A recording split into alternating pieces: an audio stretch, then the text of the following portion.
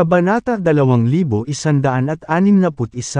Nagkaroon na ngayon ng bitak sa selyo sa 3,000 mundo. Ang mga medyo mahina ay madaling dumaan sa selyo sa Earth. Ang selyo ay makapangyarihan. At ang mas malalakas na tao ay hindi madaling makapunta sa Earth sa ngayon. Kahit na sila ay makadaan. Kailangan nilang magbayad ng mabigat na halaga para sa paggawa nito. Ang lakas ni Lelia ay katamtaman. Kaya't madali siyang makakalusot sa selyo. Gayunpaman, ang Earth ay kasalukuyang nasa isang magulong estado. At hindi niya magagawang makipagkumpetensya para sa mga kayamanan. Kaya, maaari rin siyang manatili sa lupain ng tabal. Bumalik ang dalawa sa iisang landas. Makalipas ang ilang araw, bumalik sila sa Tab Olham. Sa kanilang pagdating, binomba ng mga Thargoid si James ng mga tanong. Gayunpaman, nanatiling hindi nagbabago ang kanyang sagot. Sinabi niya sa kanila na wala siyang nakuha. Hindi nagulat ang mga Thargoid na walang bunga ang paglalakbay ni James sa isla. Napakaraming miyembro ng kanilang pamilya ang nagpunta sa lupaing ninuno noong nakaraan. Ngunit ang lahat ay hindi nagtagumpay. Si James ay nanatili sa imperyo ng Tabal pansamantala. Samantala, ang emperador ng imperyong Tabal ay nangolekta ng pagkain mula sa buong bansa. Sa isang kisap mata, 1 linggo na ang lumipas. Nagpraktis si James sa independenteng patio sa likod ng palasyo sa umaga. Lumapit si Lelia at tuwang-tuwang sinabi, "James, halos tapos na kaming kolektahin ang lahat ng hiniling mong pagkain." Nang marinig ito ni James ay natuwa. Matapos makarating sa lupain ng Tabal sa mahabang panahon. Sa wakas ay malapit na niyang tapusin ang kanyang gawain. "Salamat, Lelia." Nakangiting sabi ni Lelia, "Iniligtas mo ang pamilya namin." Ang maliit na pabor na ito ay walang katumbas. Ang pagkain ay nakaimbak sa base militar ngayon. Hiniling sa akin ng aking ama na dalhin ka doon. "Sige." Tumango si James. Sumenya si Lelia sa kanya. Sa ganitong paraan, pakiusap. Pagkatapos, tumalikod siya. Inakay si James palabas ng palasyo. At itinuro sa kanya ang daan patungo sa base militar sa labas ng lungsod. Hindi nagtagal. Nakarating sila sa base militar. Habang nasa daan ay magalang na sumalubong sa kanya ang mga kawal na nakapansin sa presensya ni Lelia. Pagpasok sa base militar, nakita ni James ang ilang mga tolda na puno ng mga sako. Maaari niyang sabihin na ang mga sako ay puno ng pagkain. Magkatabing naglakad sina Lelia at James. Ibinuka niya ang kanyang bibig at sinabing, "Ang pagkaing hiniling ng aking ama sa mga tao na ihanda ay hindi lamang basta-bastang pagkain. Ito ay espiritual na butil." Espiritual na butil. Nagulat si James. Ipinaliwanag ni Lelia, ang pagpipilian na butil ay mas sophisticado kaysa ordinaryong butil. Naglalaman ito ng Empyrean spiritual energy. Ang mga magsasaka ay kumakain ng paglilinis na mga butil sa lupain ng Tabal. Samantalang ang mga ordinaryong tao ay kumukuha ng regular na mga butil. Nang marinig ito ni James ay napaisip ng malalim. Pagkaraan ng ilang sandali, nagtanong siya, "Maaari ba akong makakuha ng ilan sa kanilang mga binhi?" "Oo naman." Napangiti si Lelia. Tumingin siya kay James at nagtanong, "Ililipat mo ba ang lahat ng butil na ito sa Celestial tirahan upang bumalik sa Earth?" Tumango si James at sinabing, "Ma'am, iyon lang ang paraan para maibalik ko sila." Hindi siya nag-aalala na ang kanyang pagmamay-ari ng Celestial Abode ay malantad dahil wala ng mga banta na natitira sa lupain ng Tabal. Kahit lumabas ang salita, walang maglalakas loob na bawiin ito sa kanya. Sa isang pag-iisip, ang singsing sa kanyang daliri ay pumutok ng gintong liwanag at nahulog sa bukas na espasyo sa kanyang harapan. Ang ginintoang liwanag ay lumakas at naging 100 metrong taas na tirahan. Ang Celestial Abode ay napapaligiran ng gintong liwanag. At maraming sundalo sa base militar ang naakit sa mahiwagang tanawin. Hindi nagtagal. Isang pulutong ang nagtipon sa paligid ng Celestial Abode. Ini-inspeksyon nila ang Celestial Abode nang may pagtataka. Binuksan ni James ang gate ng Celestial Abode. Utos agad ni Lelia, magtipon kayo dito. Ilipat ang lahat ng butil sa Celestial Abode. Sa sandaling inilabas niya ang utos. Kumilos ang mga sundalo sa kampo ng militar at nagsimulang ilipat ang mga butil. Kabanata 2162.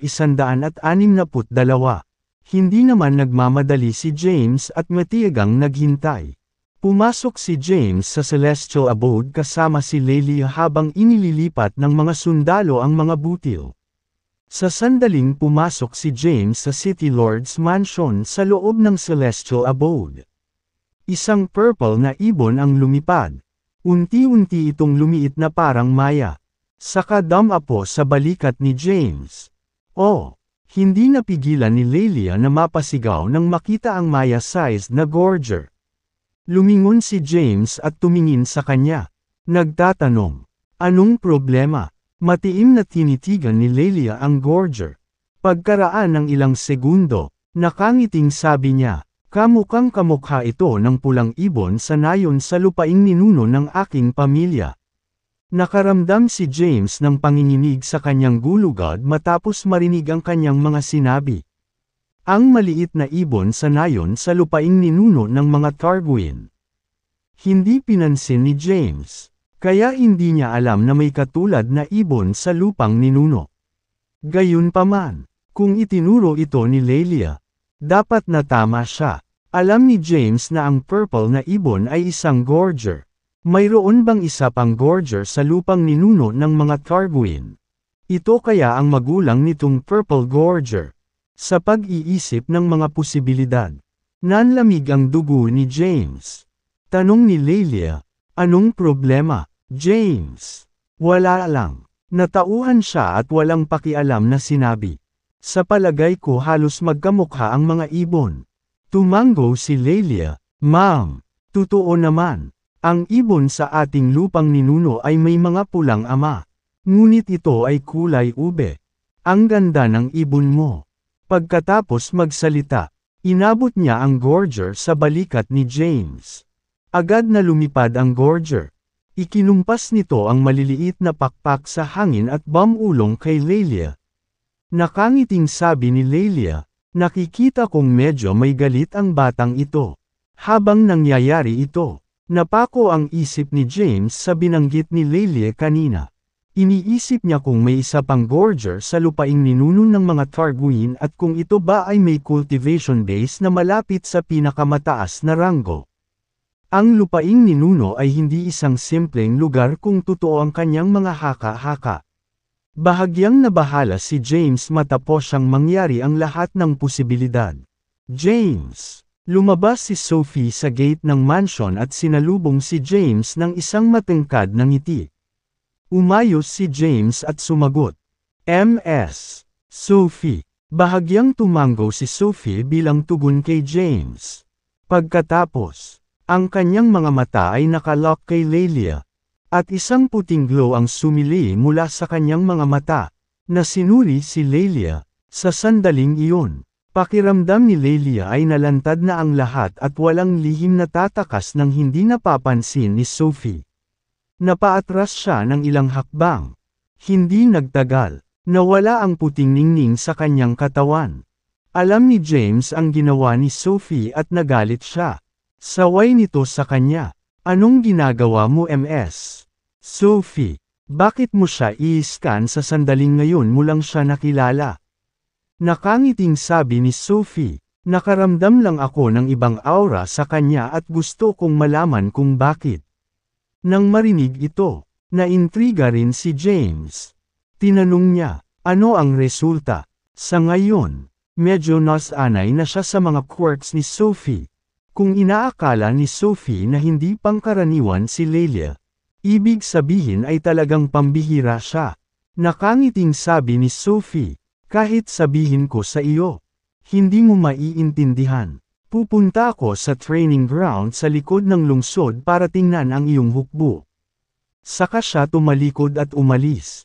Kabanata 2163. Gaya ng dati, ayaw magpaliwanag ni Sophie. Umalis siya sa City Lord's Mansion at pumunta sa training ground sa likod ng lungsod. Walang paraan si James sa pakikitungo sa kanya. Pagkatapos, dinala niya si Lelia sa paligid ng lungsod at maikling sinabi sa kanya ang pinagmulan ng Celestial Abode. Bakas sa mukha ni Lelia ang pagtataka. Samantala, mabilis na inilipat ng mga sundalo ang mga butil sa Celestial Abode at mabilis na natapos ang kanilang mga gawain. Inutusan sila ni Lelia na magdala ng ilang mga buto para ibalik ni James sa Earth. Matapos mailipat ang lahat ng butil sa Celestial Abode, tumayo si James sa labas at pinaliit ito. Maraming tao ang natipon sa base militar, kabilang ang Emperor ng Tabal Empire, Zoe, Lelia, at iba pang miyembro ng pamilya Targuin. Malungkot na kumaway si Lelia kay James. Balang araw, magkita ulit tayo James. Ay lalaan ko ang aking sarili sa aking pagsasanay at hahanapin mo kapag ang lupain ng Tabal ay sumanib sa lupa. Lumapit si Zoe kay James at sinabing, Mr. Hayden, sigurado ka bang ayaw mong magtagal pa? Talaga bang nagmamadaling bumalik sa Earth? Tumango si James at sinabing, medyo matagal na akong nandito at wala akong ideya kung ano ang sitwasyon sa Earth. Ang kasalukuyang sitwasyon doon ay napakahina. Kaya hindi na ako nangangahas na manatili pa. Nang marinig ito, hindi na siya tinuloy ni Zoe. Kumaway si James sa mga Targuin at agad na lumukso sa himpapawid. Pumasok sa siwang ng kalawakan. Sa titig ng maraming tao, nawala si James. Puno ng lungkot ang magandang mukha ni Lelia. Kahit na matagal na hindi niya kilala si James. Naramdaman niyang mabait itong tao. Maraming pagkakataon si James na nakawin ang heirloom ng kanilang pamilya, ang Jade Pendant. Ngunit hindi niya ginawa. Siya ay humanga sa kanyang kabaitan. Umasa si James sa Netherpeel na hiniram niya kay Marcelo para makarating sa lupain ng Tabal. Gayunpaman, hindi niya kailangan ng anumang panlabas na tulong upang makabalik sa Earth. Pagkatapos na dumaan sa selyo, bumalik siya sa lupa. Gayunpaman, wala siyang kontrol sa kung saan siya ipapadala at muling lumitaw sa isang karagatan. Si James ay nag-hover sa itaas ng langit at tumingin sa dagat sa ibaba niya na nakakunot ang noo. Nasaan ako? Kinuha niya ang kanyang telepono mula sa Celestial Abode at sinubukang tingnan ang kanyang lokasyon. Gayunpaman, ang kanyang telepono ay naubusan ng baterya. Dahil wala siyang choice, kinuha niya ang kanyang power bank at nag-charge saglit sa kanyang telepono. Natagpuan ni James ang isang walang tao na isla sa tabi ng karagatan at umupo sa isang bato. Hinawakan niya ang kanyang telepono at ginamit ang GPS nito para malaman ang eksaktong lokasyon niya. Kabanata 2164.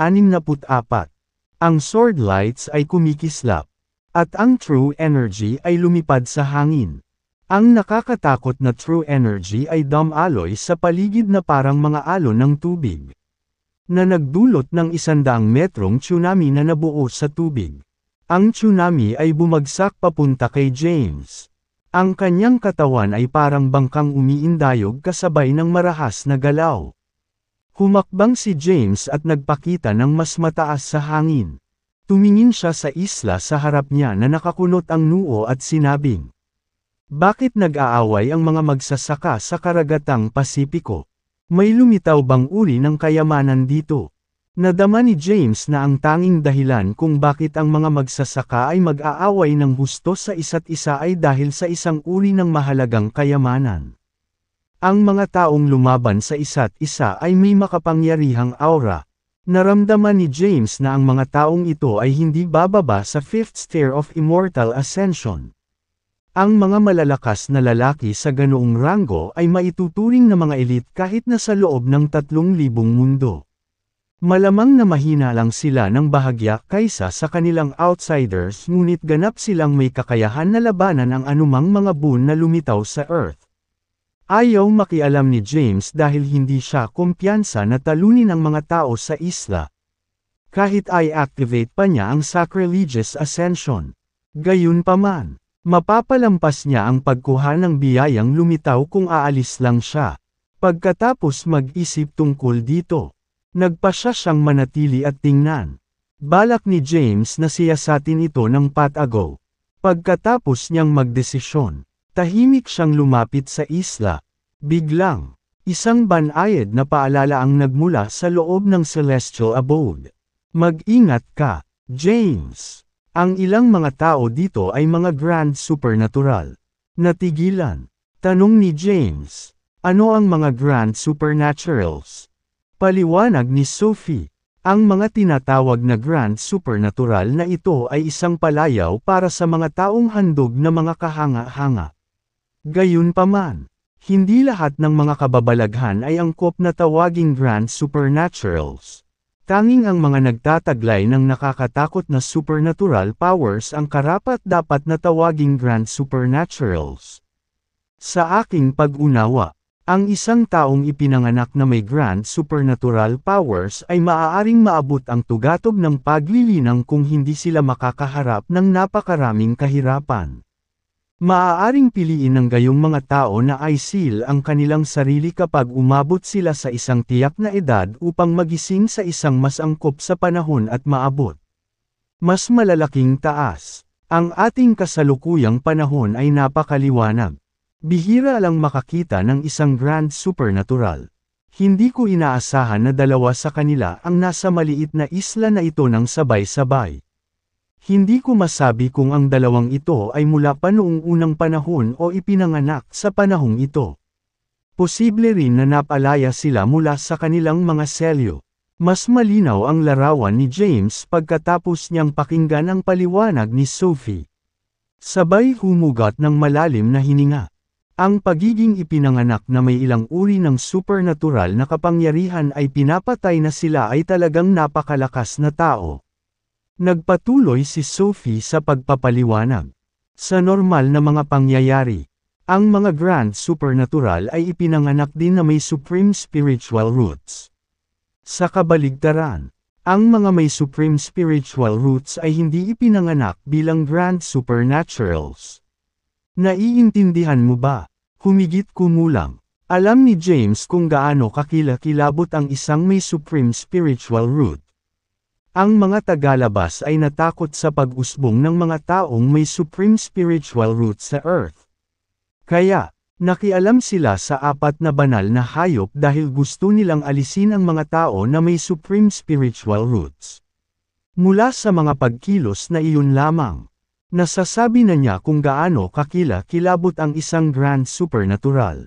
Anuman ang kapanahunan nila, ang pakikipagkita sa isang grand supernatural ay isang hindi kapani-paniwalang bihirang pangyayari. Himala, dalawa sila sa maliit na islang ito. Nangangahulugan ito na ang unang lumitaw sa islang ito ay dapat nakakaiba. Ms. Sophie, para sa dalawang grand supernatural na lumitaw dito. Sa palagay ko ay isang uri ng mga kamangha-manghang kayamanan ang nahukay sa lugar na ito. Gusto kong makita kung makukuha ko ito. Magiging kamangha-mangha kung makukuha ko ito sa aking sarili. Mga kamay, maaari mo ba akong tulungan? Talagang tumanggi si Sophie. Hindi.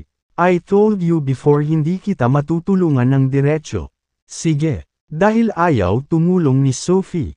Wala siyang magagawa. Boom! Habang nakikipag-usap siya kay Sophie, tumindi ang labanan sa isla. At mas lumakas ang banggaan ng true energy. Kasabay nito, isang sinag ng puting liwanag ang bumungad sa kalangitan mula sa isla. Nakuha agad nito ang atensyon ni James. Kabanata 2165. Ang puting liwanag ay hindi pangkaraniwan. At mahirap makita kung ang isa ay hindi nagbibigay ng maingat na atensyon. Ang mga ilaw ay nagsimulang pumutok ng sunod-sunod at lumaki mula sa isang sinag ng liwanag hanggang 10. Matapos ang unang ilaw na sinag, marami pang sumunod pagkatapos nito. Lumitaw lamang ang mga light beam ng ilang segundo bago nawala. Tumingin si James sa isla sa malayo at nagsimulang mag-isip. Tinapos niya ang mga light beam. Dapat ay shooting out mula sa kayamanan sa isla. Gayunpaman, hindi siya sigurado kung ano ang kayamanan. Kailangan niyang lumapit para malaman. Matindi ang labanan sa isla. At uminit ang kapaligiran. Kahit sa malayo, nararamdaman ni James ang nakakatakot na aura mula sa labanan. Malamang na mamamatay siya kung lalapit siya ng walang ingat at matuklasan. Pinanood niya ang labanan sa malayong kalangitan. Maraming tao ang nasangkot sa labanan. Gayunpaman, mayroong 2 tao na halos nakatigil. Ang isa ay isang babaeng nakasuot ng puting damit na may pares ng puting pakpak sa kanyang likod. Ang nakakasilaw na mga pakpak na ito ay nabuo ng true energy at mayroong ilang mahiwagang simbolo na dumadaloy sa mga pakpak.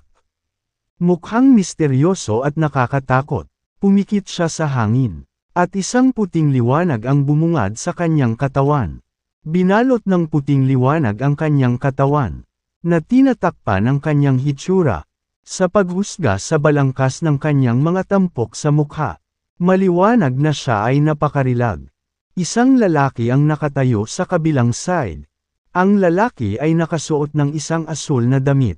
At isang asul na ulap ang umiikot sa ilalim ng kanyang mga paa. Nagkatinginan ang dalawa, bagamat hindi sila nakagalaw. Isang maasim na aura ang lumalabas sa kanilang mga katawan. Sa pagitan nila, higit sa 20 magsasaka ang mahigpit na naglaban sa isa't isa. Sila ay makapangyarihan at ang kanilang lakas ay malamang na nasa 5th stair ng Immortal Ascension. Ang mga taong ito ay maliwanag na nasasakupan ng 2 powerhouse na hindi gumagalaw. Kumunot ang noo ni James at napaisip. Kung ganoon na nga kalakas ang mga nasasakupan nila, hindi ba't mas malakas pa ang 2 iyon? Habang iniisip niya kung paano siya makakalapit sa isla para mahanap ang kayamanan. May isang grupo ng mga tao ang lumitaw sa di kalayuan. Hehe, napakasigla dito. Bago pa siya masulyapan ng kahit sino, nadala sa hangin ang kanyang pagtawa. Sa tunog ng tawa ng babae, tumigil ang matinding labanan sa isla. Ang mga nasasakupan ng 2 powerhouse ay umatras mula sa larangan ng digmaan. Napatingin ang lahat sa malayo. Napatingin din si James sa direksyon ng tunog at nakita niya ang isang lalaking nakasuot ng itim na robas sa pangunguna. Guwapo ang lalaki at mahaba ang buhok. Pero bakas sa mukha nito ang masamang ekspresyon. Jace. Nagsalubong ang mga kilay ni James.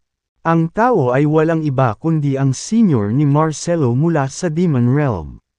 Si Jace. Maraming tao ang naglalakad sa likod ni Jace. Sa kabuuan, may mga 20 katao. Bagamat hindi sila kumilos. Ang kanilang enerhiya ay napakalakas at pinasuko ang mga naunang nakikipaglaban sa mga tao. Sinuri ni James ang lakas nila. Ang mga nasasakupan ni Jace ay nasa ika-6 na hagdan ng Immortal Ascension. O mas malakas pa, nakatayo sa likod ni Jace ang isang kaakit-akit na babae na nakasuot ng mahabang itim na damit. Siya radiated sa isang kaakit-akit at ethereal kapaligiran. Mula sa malayo, tumingin si James sa maraming powerhouse mula sa Demon Realm na nakakunot ang noo at bamulong. Bakit sila nandito? Ano ba talaga ang nasa islang ito? Hindi siya sigurado kung anong sikreto ang nasa isla. Sa una, siya ay nag-iingat sa walang ingat na paglalantad ng kanyang sarili sa isla. Gayunpaman, medyo maganda ang pakikitungo niya kay Marcelo. Nakalalabas lang. Matapos pag-isipan ito ng ilang sandali, nagpakita siya ng sarili. Sa isang iglap ay lumipad siya papunta kay Marcelo na papalapit sa malayo. Bago pa man siya makalapit kay Marcelo ay bumungad sa harap ni James ang isa sa mga kampa ni Jace na hamarang sa dinadaanan niya. Hinugot ng subordinate ang kanyang espada at itinutok kay James. Ang kanyang pag-atake ay hindi kapani-paniwalang mabilis. At si James ay hindi nakapag-react sa oras. Sa sandaling iyon, siya ay nasa karagatang Pasipiko. Malayo sa Sol. Dahil wala siyang eroplano, kailangan niyang maglakbay gamit ang sarili niyang paraan. Nahulaan niya na malamang maubusan siya ng true energy bago niya marating si Sol. Gayunpaman, wala siyang pagpipilian. Matapos alamin ang direksyon, itinago niya ang kanyang telepono at humakbang pasulong. Na lumilitaw sa 100 metro sa hangin. Pinasiglan niya ang kanyang true energy at natakpan ang maraming lupa. Gayunpaman, ang paglalakbay na tulad nito ay mas mabilis na mauubos ang kanyang true energy. Pagkatapos ng 2 oras na paglalakbay, isang nakakabinging pagsabog ang naganap sa isang isla sa ibaba niya. Biglang, isang nakakatakot na alon ng true energy ang hamampas sa kanyang direksyon. Buong lakas na lumipad si James para iwasan ang puwersa ngunit natamaan ito at bumagsak mula sa langit. Bago siya nahulog sa dagat, pinawi niya ang puwersa at itinuwid ang kanyang katawan sa himpapawid. Panay ang balanse niya sa ibabaw ng dagat at tinitigan ang isla sa harapan niya. Isa itong napakalaking isla na puno ng matatayog na bundok. Isang figure ang kumikislap sa itaas ng isla. Kabanata 2166. Maghintay ka. Ibinuka ni Marcelo ang kanyang bibig at sumigaw. Tumigil ka. 1 metro lang ang layo ng espada ng subordinate kay James. Nang marinig ang boses ni Marcelo, mabilis niyang binawi ang kanyang espada. Pinagpawisan si James dahil sa takot. Makapangyarihan ang nasasakupan. Kung kahit isa sa mga nasasakupan ni Jace ay makapagpalabas ng ganoong nakakatakot na lakas at bilis na halos hindi niya malabanan. Kung gayon gaano kalakas si Jace mismo. Sa pagkakataong iyon, lumapit si Marcelo kay James. James, bumalik ka na. Bakas sa kanyang magandang mukha ang pagtataka. Tumango si James at inilabas ang nether pearl mula sa celestial abode. Ibinalik niya iyon kay Marcelo at ngumisi. Salamat sa paghiram sa akin ng iyong kayamanan. Nalampasan ko ng ligtas ang sealed realm dahil dito. Itinabi ito ni Marcelo at ibinalik ang kanyang ngiti. Walang anuman. Pinanood ni Jace ang kanilang interaksyon. Lumakad siya. Sinulyapan si Marcelo na nakakunot ang noo. At sinabing, ano ang ginagawa mo, Marcelo? Bakit mo siya binigyan ng napakamahal na bagay? Paano kung mawala siya? Napangiti ng mahina si Marcelo at sinabing, paano siya mawawala? Sino sa mundong ito ang maglalakas loob na muli ang nether pearl? Anyway, ang totoo, pinahiram ko na sa kanya. Ikaw, nagulat si Jace. Nakangiting sagot ni Marcelo. Pinayagan ako ni Itay. Nang marinig niya ito, nagpa siya si Jace na ihinto ang issue. Mataman niyang sinulyapan si James. Sa pag-iisang sulyap ay naramdaman ni James na parang may di nakikitang puwersa na dumudurog sa kanya kaya nahihirapan siyang huminga. Ilang segundo lang ang itinagal bago ito iwaksi ni Jace. Humakbang siya pasulong at dumausda sa hangin. Let's go! Tawag ni Marcelo sa wala sa isip ni James. Sa wakas ay natauhan si James at sumunod sa likod ni Marcelo. Maya-maya, nakarating na sila malapit sa isla. Mayroong 2 grupo ng mga tao sa itaas ng isla. Isang grupo ang pinamunuan ng babaeng may true energy wings. Ang kabilang grupo ay pinamunuan ng lalaking nakasakay sa ibabaw ng asul na ulap. Ang mga mata ng lahat ay nasa party ni Jace habang papalapit sila sa isla. Ang lalaking may ulap sa ilalim ng kanyang mga paa ay kalmadong tumingin sa party ni Jace.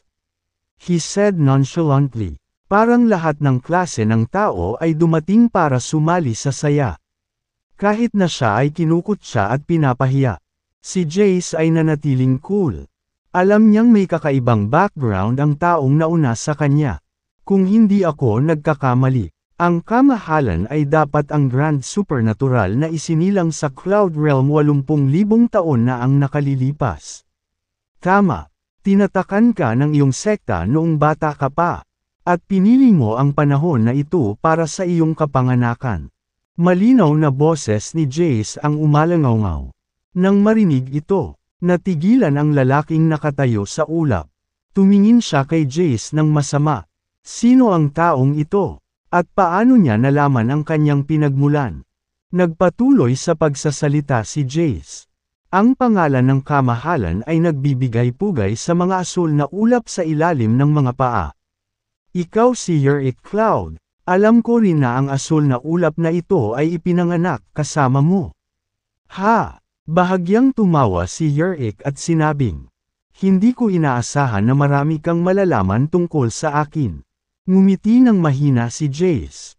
Bumaling ang mga mata niya sa babaeng may pakpak at sinabing, Suck, and there's more to this woman here than just her beauty.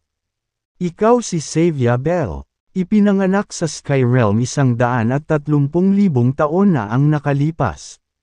Tama ba? Nababalot ng puting liwanag ang katawan ni Savia. At hindi matukoy ang kanyang hitsura. Sino ka? Bakit mo alam ang tungkol sa akin? Nang ibukan niya ang kanyang bibig. Umalangaw-ngaw ang kanyang kaaya-ayang boses. Sa kabila ng kanyang maangin na boses. Ang kanyang tono ay hindi kapani-paniwalang mapanghusga at matigas ang ulo. Hindi sinagot ni Jace ang kanyang tanong ngunit sinabing, Savia Bell, ipinanganak ang 130,000 taon na ang nakalilipas sa Sky Realm. Ipinanganak kang may supernatural na kapangyarihan at pinili mong isil ang iyong sarili sa edad na 20 upang magising sa isang mas magandang panahon. Kabanata 2167. Agad na inihayag ni Jace ang pinagmulan ng dalawang powerhouse. Parehong nabulag si Savia at Yurick sa hakbang na ito. Ang kanilang mga pagkakakilanlan ay dapat na lihim. At walang sinuman sa panahon na ito ang hindi na nakakaalam. Sila, paano nalaman ni Jace? Sino ba talaga ang taong ito? Nagulat din si James sa revelasyon. Natigilan siya nang matuklasan ang pagkakakilanlan nina Yurick at Savia. Hindi niya inaasahan na ang isa sa kanila ay nanggaling ng 80,000 taon na ang nakalilipas at ang isa naman ay mula sa 130,000 taon na ang nakalilipas. Isa pa, nabigla siya sa kaalaman ni Jace. Hindi niya inaasahan na may kaalaman si Jace sa pinagmulan ng dalawang taong ito.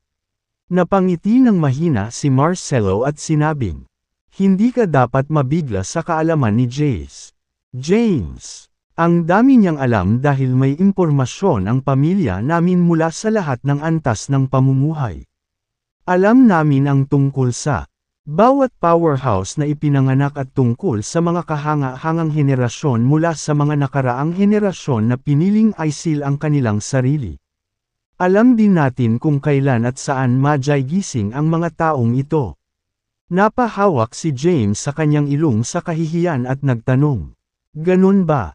Kung gayon, anong kayamanan ang nasa islang ito? Ipinaliwanag ni Marcelo. Ang islang ito ay lumitaw nang wala sa oras at marahil ay isang hindi kilalang silb. Kaharian. Ang pagluwag ng selyo ay naging sanhi ng paglitaw nito sa Earth.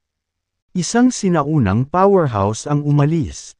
Sa likod ng dugo, essence sa islang ito. Maaaring mangyari ng blood essence ang pangangatawan ng isang tao at nasa transcendental na kayamanan para sa mga magsasaka. Nang marinig ito ni James ay natauhan bigla. Kaya isang sinaunang powerhouse ang naiwan sa blood essences. Hindi pinansin ni Jay si Marcelo at tumingin sa 2 taong nasa harapan niya. He said with a faint smile, "There's no need for you two to go on a killing spree. Don't you agree?" Maraming energy pool sa islang ito na dapat ay sapat na upang ayusin ang iyong katawan. Bukod dito, maaaring hindi sila maging partikular na kapaki-pakinabang sa inyong dalawa. Sa karamihan, maaari itong makaranas ng iyong pisikal na lakas. Umalangaw-ngaw ang boses ni Jace. Dumating din siya para kunin ang blood essences. Kung makakababad siya sa blood essence energy pool ng ilang araw, dadami ang kanyang pisikal na lakas. Makakatulong ito sa kanya sa pag-angkin ng mga biyaya na sa kalaunan ay lilito kapag ang mundo ay dumaan sa iba pang mga sakuna. Sino ka para manghimasok sa negosyo ko? Nakakunot ang noo ni Yurik. Siya ay nabaalisa na ang kanyang pagkakakilanlan ay nalantad. Ngunit wala siyang kaalaman tungkol sa kanyang kalaban. Sa sandaling iyon, tumaas ng gusto ang kanyang aura. Naramdaman ni James ang nakakatakot na pressure na dumudurog sa kanya at nahihirapan huminga. Mabilis na nag-react si Marcelo at inilabas ang Nether Pearl. Ang mahiwagang kapangyarihan ay nagmula sa Nether Pearl at itinulak ang presyo. Sabi ni Jace, "Tumayo ka." Alam niyang hindi maiiwasan ang away. Nang marinig ito, mabilis na hinayla ni Marcelo si James. Ang mga nasasakupan ni Jace ay umatras din sa ligtas na distansya. Lalong lumakas ang aura ni Yurik. Sa likuran niya, lumitaw ang malabo na imahe ng isang mundo, na nagpapakita ng mga bundok, ilog, at lupain. Sa paglitaw ng pangitain, naramdaman muli ni James ang isang nakadudurog na presyo. Bagamat nilabanan ng Nether Pearl ang puwersa, naramdaman pa rin niya ang mapang-ipang puwersa. Hindi sinasadyang sinabi ni Marcelo. Nakakatakot na Yogacara. Tumingin si James sa mundong nasa likod ni Yurik at nagtanong, "Yogacara ba ito ni Yurik?" Tumango si Marcelo. "Yeah." Siya ay nasa mage rank at nilinang ang kanyang sariling Yogacara, na siyang pananaw ng mundo sa likod niya. Gayunpaman, hindi ko alam kung ano ang yugto ng kanyang Yogacara. Lumutang si Jace sa hangin at nanatiling kalmado ang tingin sa mukha ng Yurik's Yogacara. Kabanata 2168. Biglang, ang ilusyonaryong mundo ay walang awa na dumurog kay Jace nang may mapangwasak na puwersa. Sa pagkakataong iyon, kumilos si Jace. Itim na enerhiya ang bumalot sa kanyang braso. Naikuyong niya ang kanyang kamao at sumuntok pasulong. Ang mga hibla ng itim na enerhiya ay mabilis na nagtipon at nabuo ang isang phantom fist. Bang! Habang bumagsak ang kamao ni Jace sa ilusyon na mundo, isang pagsabog ang nangyari sa lugar. Ang resulta ng epekto ay yumanig ng marahas sa kanilang paligid. Ang ilusyon na mundo ay itinulak palayo. At si Yurik ay napaatras ng ilang hakbang. Samantala, may solemn na ding ekspresyon si Jace. "Tiek, malakas talaga siya." Masayang bulalas ni Marcelo. "Hindi ko ini-expect na ganito pala kalakas si Yurik." Ginamit ni Jace ang kanyang demonic fist pero napaatras lang siya ng kaunti. Si James ay sumulyap kay Marcelo na nagtataka. Hindi naiintindihan kung anong uri ng pamamaraan ang demonic fist. Nakangiting paliwanag ni Marcelo, "Huwag mong maliitin si Jace. Isa rin siyang grand supernatural at ipinanganak na may malakas na supernatural power." Ang demonic fist ay isa sa signature martial arts skill na natutunan niya. Ito ay isang kahanga-hangang kasanayan kahit nasa demon realm. Kay ikaw, sa di kalayuan. Nagulat si Yurik matapos maramdaman ang sigla ni Jace. Nauutol niyang sabi, "Idemonyo ka." Ngumiti ng mahina si Jace at hindi sumagot. Sa halip, iniba niya ang paksa at sinabing, "Isang pares lang ng blood essence energy pool. Hindi ito nagkakahalaga ng kamatayan. Kung gusto mong lumaban, hintayin natin na mabuksan ang selyo at mas maraming magagandang kapalaran ang lumitaw." Pinili ni Yurik na pumayag sa argumento ni Jace.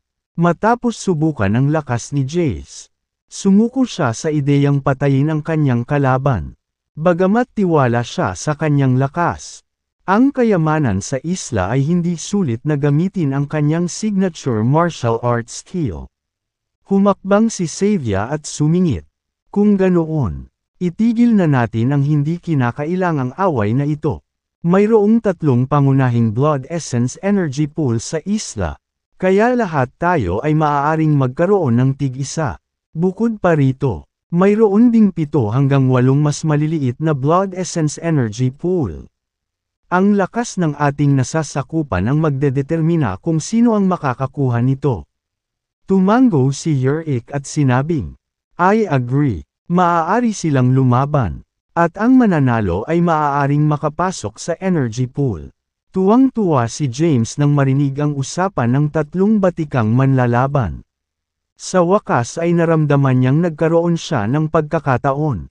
Ngunit pagkatapos ay nalungkot siya matapos maalala ang lakas ng nasabing mga subordinate. Ang ilan sa kanilang mga subordinate ay dapat na nasa ika-7 o ika-8 yugto ng walang kamatayang pag-akyat. Hindi kumpiyansa si James na manalo kahit na ginamit niya ang Sacrilegious Ascension. Sa isang tabi, tila nakita ni Marcelo ang pag-aalala ni James.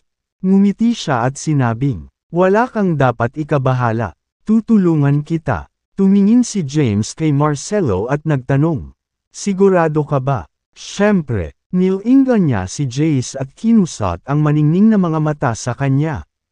Nagtatanong, ganon ba, Jace? Sumimangot si Jace at sumagot. Sayang ang pag-agaw ng energy pool para sa kanya. Pangungumbinsi ni Marcelo sa kanya. Hindi mo dapat sinasabi yan. Pagkatapos ng lahat, siya ang pinakamalakas na tao sa Earth at may pambihirang supernatural power. Sa palagay mo kaya mo bang makabisado ang Sacrilegious Ascension? Napatingin si Jace kay James. Pagkatapos mag-isip ng ilang segundo, sumagot siya, sige, sasama ako. Humalaklak si Marcelo. Pagkatapos, ipinadala ng 3 powerhouse ang kanilang mga tauhan upang isa-isang lumaban. Nagpalitan lang sila ng ilang mga galaw at hindi humarap sa mga nakamamatay na suntok. Ang mga nasasakupan ni Jace ay mga henyo mula sa Demon Realm. Makapangyarihan sila at na-overwhelm ang mga subordinate ni Yurik at Xavier. Sa isla, bukod sa 3 pangunahing energy pool, mayroong regular na energy pool. Panalo sa kanila ang mga subordinate ni Jace. Ang subordinate ni Xavier ang nanalo sa huli. Ang energy pools ay ipinamahagi sa mga nanalo ayon sa pagkakabanggit. Sa tulong ni Marcelo, nakakuha rin ng pwesto si James para makapasok sa energy pool para makuha ang kanyang pangangatawan. Kabanata 2169. Kaya lang, nakakuha ng pwesto si James para makapasok sa isa sa mga energy pool ng isla para makita ang kanyang pangangatawan nang hindi iniangat ang isang daliri. Sinundan sila ni James sa isla, na isang hindi kilalang sealed realm na lumitaw sa Earth. Ito ay hindi orihinal na bahagi ng lupa at lumitaw lamang dahil sa pagluwag ng selyo. Isang primordial na kapaligiran sa isla ang sumalubong kay James. Napapaligiran sila ng mga bundok na nagngangalit sa langit. Ilang puno ang nakatayo 100 metro mula sa lupa at binura ang araw. Sina Jace, Yurik, at Xavier ang bawat isa sa 3 pangunahing energy pool sa gitnang rehiyon ng isla. Pumunta si James sa labas ng isla. Ang kanyang energy pool ay matatagpuan sa isang canyon. Sa loob ng canyon, natagpuan niya ang energy pool at may lapad itong 100 metro. Ang likido sa loob ng pool ay may kulay gatas na may mga bahid ng pula. Ito ay isang kapansin-pansing tanawin. Nang makalapit, naramdaman ni James ang malakas na enerhiyang dumadaloy mula sa pool. Tumayo si James sa tabi ng pool. Tiningnan ang puti at likido sa loob nito. At ulong, ito ba ang energy pool? Nang ipahayag niya ang kanyang mga pagdududa, isang nakasisilaw na puting liwanag ang sumikat mula sa energy pool at bumaril sa kalangitan. Hindi sigurado si James kung ano ang nasa loob ng energy pool at kung sino ang naiwan sa blood essence. Bukod dito, hindi niya alam kung anong mga perks ang makukuha niya pagkatapos lumangoy sa pool. Walang pag-aalinlangan, tumalon siya sa pool. Pagpasok niya sa pool, Naramdaman niya kaagad ang isang mahiwagang kapangyarihan mula sa tubig, na tumulong sa pagbukas ng mga pores sa buong katawan niya. Ang misteryosong enerhiya ay pumasok sa kanyang katawan, at nakaramdam siya ng init at hindi maipaliwanag na komportable. Hindi napigil ang mapabulalas ni James. Ang sarap sa pakiramdam. Hinihigop ng kanyang katawan ang mahiwagang enerhiya. Pinalusog ang kanyang kalamnan at buto. Kung wala siya napapansin, unti-unting lumakas ang kanyang pisikal na lakas. Ang pisikal na lakas ni James ay umabot na sa Herculean 6th layer at malapit na sa Immortal Ascension. Sa kabila noon, medyo mababa ang kanyang cultivation rank. Sa sandaling iyon, ang tinig ni Sophie ay umalangaw mula sa celestial abode at umalangaw sa mga tainga ni James. James, ang iyong pisikal na lakas ay mas mataas kaysa sa iyong cultivation na ranggo. Ang iyong prioridad ay hindi na dapat gumalaw sa iyong pisikal na lakas ngunit upang lakasan ang iyong mga ranggo. Kailangan mong balansehin ang iyong pisikal at ranggo ng paglilinang. Kung hindi, ang iyong katawan ay magiging masyadong malakas. At ang iyong tunay na enerhiya ay hindi makakasabay na hadlang sa iyo na gamitin ang tunay na lakas ng iyong pisikal na katawan. Nagsimulang turuan ni Sophie si James tungkol sa kanilang pangunahing teorya. Sa normal na mga pangyayari, ang mga cultivator ay magtatrabaho lamang upang isagawa ang ilalim ng kanilang ranggo at true energy. Napakakaunting mga tao ang maglilinang ng tunay na enerhiya at pagbutihin ang kanilang pisikal na lakas ng sabay-sabay. Ito ay dahil ang pisikal na lakas ay bumuti sa mas mabagal na bilis at kailangang masigasig na sanayin. Ito ay naganap ng isa na dumaan sa hindi mabilang na mga pagsubok at paghihirap. Maraming mga magsasaka ang hindi makayanan ang sakit upang maranasan ang kanilang pisikal na lakas. Bilang karagdagan, ang mga pamamaraan ng paglilinang upang madagdagan ang pisikal na lakas ay napakahirap. Iilan lamang sa mga pangunahing sekta ang may ganitong mga pamamaraan sa paglilinaw at ang nasabing mga pamamaraan ay ipinasa lamang sa mga sumusunod. Kaya, maraming tao ang hindi nagkakaroon ng pagkakataon na makipag-ugnayan sa gayong mga pamamaraan ng paglilinaw. Gayunpaman, ang mga tunay na henyong cultivator lamang ay sabay na nagpapahusay sa kanilang pisikal na lakas at true energy. Ang isa ay mangangailangan ng komplementaryong true energy upang maipakita ang tunay na pisikal na lakas. Ang pagkakaroon ng mahinang true energy at malakas na pisikal na lakas ay hindi mabisa at magbibigay lamang ng isang malakas na depensa. Masasabing ang pangunahing tungkulin ng pisikal na katawan ay defensive, habang ang true energy ay ang aktwal na kapangyarihan sa offensive. Matapos marinig ang paliwanag ni Sophie, sa wakas ay naunawaan na ni James ang dapat niyang gawin. Gayunpaman, hindi rin ganap na tama si Sophie.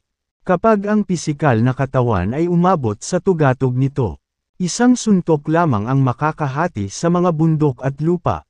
Gayunpaman, kailangan pa rin ni James na itaas ang kanyang true energy at cultivation rank para patuloy na umunlad sa hinaharap. Umalangaw na naman ang boses ni Sophie. Pambihira ang katawan mo, James. Maaari itong lumago ng walang hanggan at sumipsap ng anumang enerhiya at makonvert sa sarili mong true energy. Ito ay lubhang kapaki-pakinabang sa pagpapabuti ng iyong ranggo. Ang enerhiya dito ay malakas, dahil medyo mababa pa rin ang iyong kasalukuyang ranggo. Malamang na makakatulong ito sa iyong pagbutihin ng maraming beses. Gayunpaman, hindi mo dapat ipagpatuloy ang pag-iisip tungkol sa pagtaas ng iyong pisikal na lakas sa ngayon. Sa halip, itaas ang iyong cultivation na ranggo. Kabanata 2170. Ma'am, sige, hindi na inisip ni James ang pag-improve ng kanyang physical strength pagkatapos ng lecture ni Sophie. Nang pumasok ang mahiwagang enerhiya sa kanyang katawan, inactivate ni James ang kanyang cultivation method. Pumasok ang enerhiya sa kanyang katawan at kumalat sa kanyang laman at dugo. Pino niya ang enerhiya at ginawa itong puro true energy. Mula doon, mabilis na lumago ang true energy ni James. Ang kanyang tunay na enerhiya ay nagsimulang umakyat ng mas mataas at mas mataas. Dahil dito, ang cultivation rank ni James ay sumulong din sa isang kahanga-hangang bilis. Pagkatapos magbabad sa energy pool sa loob ng isang buwan, tumaas ng husto ang cultivation rank ni James. Sa kasalukuyan, siya ay isang 5th layer Herculean. Malapit na siyang maabot ang ika-6 na layer. Kapag nakapasok na siya sa ika-6 na layer, maaari na siyang pumasok sa Immortal Ascension. Naniniwala siyang madali niyang makakamit ang Immortal Ascension rank gamit ang kanyang katawan at mga hitsura sa Celestial Abode. Matapos maabot ang 5th layer, halos na-absorb na ni James ang lahat ng enerhiya mula sa energy pool. Sa isang paglukso, lumipad siya palabas ng energy pool at mabilis na dumaong sa gilid ng pool. Pinasigla niya ang kanyang tunay na enerhiya at naramdaman niya ang pag-akyat nito kaagad sa kanya. Nang maramdaman ang makapangyarihang true energy sa kanyang katawan, lumiwanag sa tuwa ang mukha ni James. Madali na sana siyang nakapasok sa Immortal Ascension rank sa ngayon kung hindi niya patuloy na pinag-condensed ang kanyang true energy at rank sa nakaraan. Pagkatapos, inalis niya ang kanyang true energy at sinubukang maramdaman ang paligid ng isla. Nararamdaman niya ang mga tao sa iba pang energy pool na nagkokonsensya sa pagsipsip ng enerhiya mula sa kani-kanilang pool.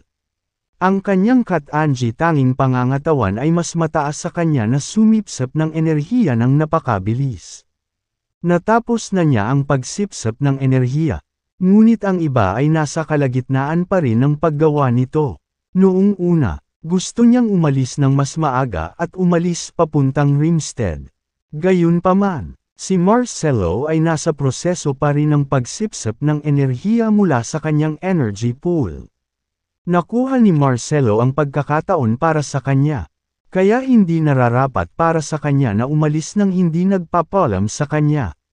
Matapos itong pag-isipan, nagpasya si James na maghintay pa ng ilang araw hanggang matapos si Marcelo. Pagkatapos, maaari silang umalis sa isla ng magkasama.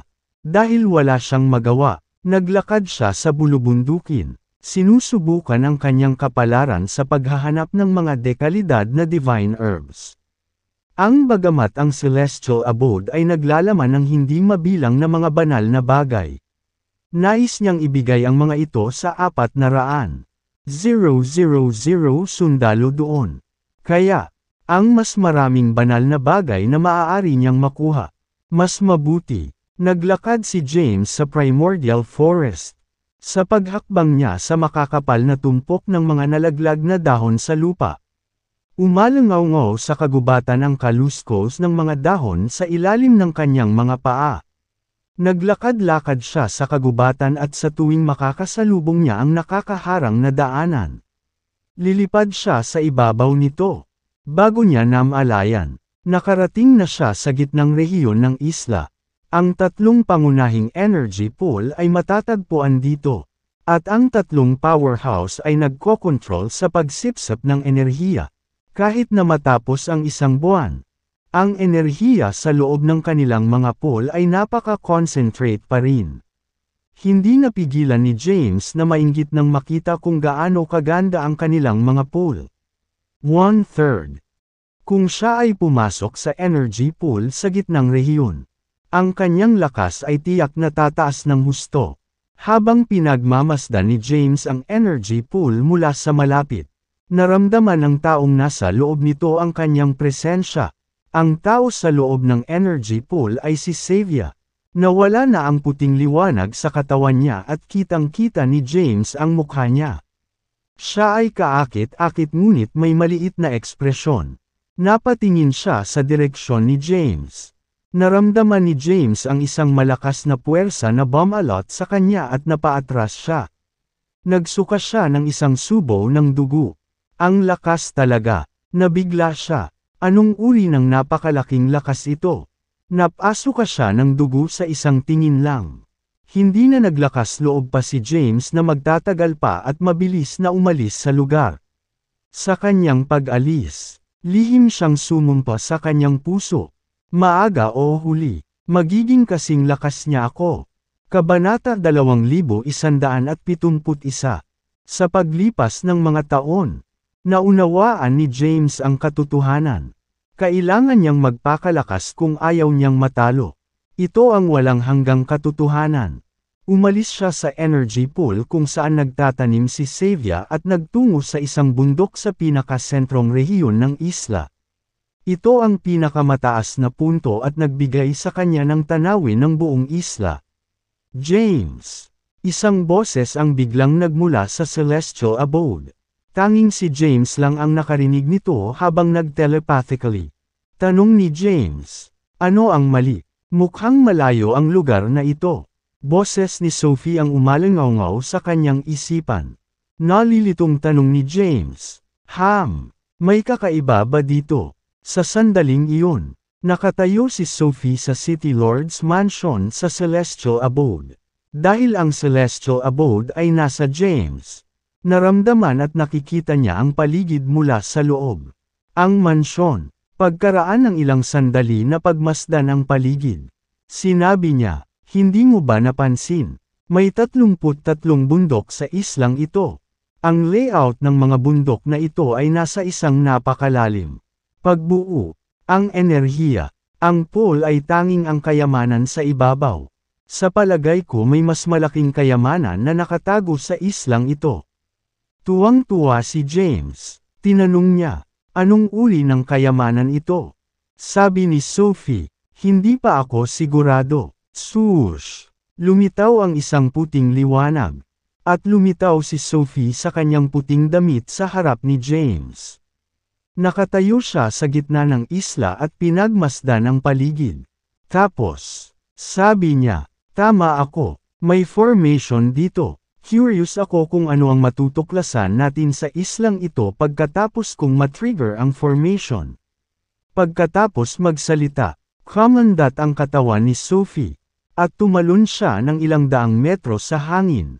Ang mga misteryosong simbolo ay lumitaw sa kanyang kamay at bumaba mula sa langit. Nakumalat sa isla. Sa sandaling iyon, nagsimulang gumalaw ang mga bundok sa isla. Ang mga bundok ay patuloy na nagbabago. Anong nangyayari? Bakit gumagalaw ang mga bundok? Ang lugar na ito ay isang formation. At na-activate ko na ito.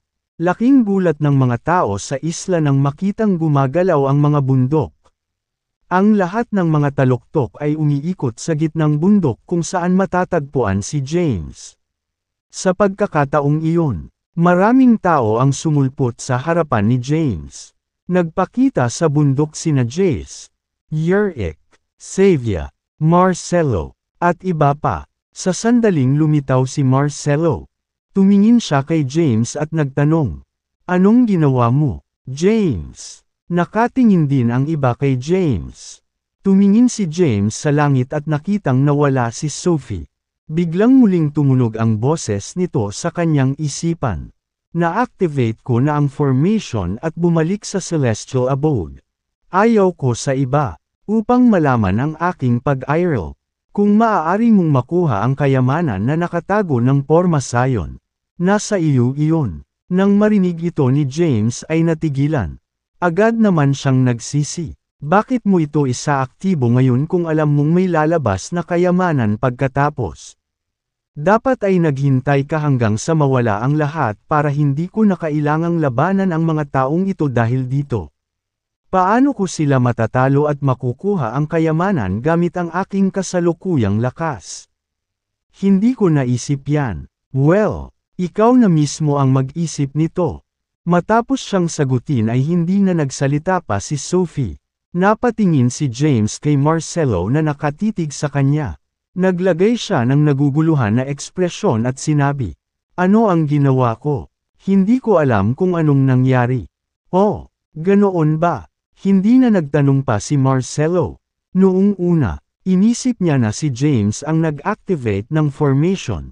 Gayunpaman, tila ang Porma Sion ay nag-activate ng mag-isa.